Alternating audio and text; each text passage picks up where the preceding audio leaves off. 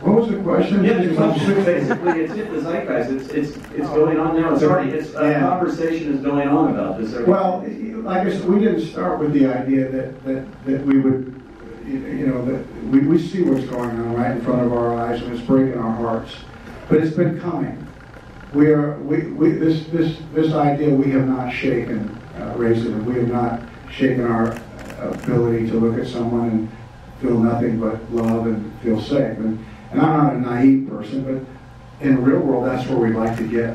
That's where we need to get. But a real person looks at where we are. And when I saw Black or White, I thought it was a real authentic look at where we are in this country when it comes to race. And I thought that Michael went at this movie in such an unusual way. It is based on some true events in his own life. And the even way the movie is so even-handed that when I read a script, I never get to see the movie the way you saw it just now. I never get that. My experience with the movie, so I'm jealous of you. My experience with that movie is on the couch, on paper. And so when I read Field of Dreams, I stood up and I said, this is a real magical movie. If we can hold the line, if we can be unafraid to make this little movie, Field of Dreams, I have a big secret in my pocket, and people are going to see this. And that happens to me when I'm reading on the couch, and when I read Black or White, and I got to that courtroom sequence, and I said, it's not my first thought that counts, it's my second, third, and fourth.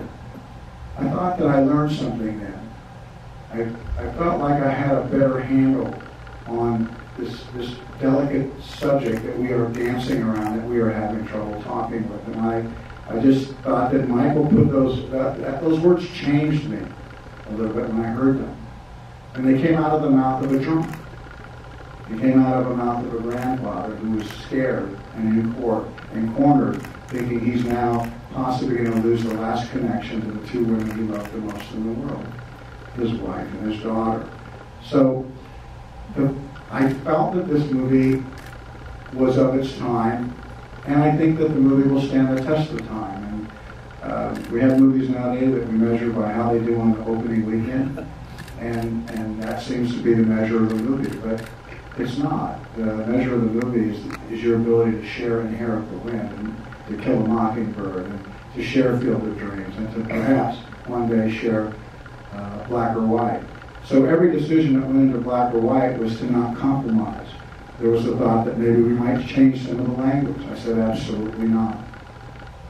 I thought Michael did a really wonderful job and helped me, and I was so happy to make the movie because I felt like, a lot of times in our life we read a great book and that's the first thing we see when we see our friend the next day. Even before you say hello, you say, hey, I heard the best book last night.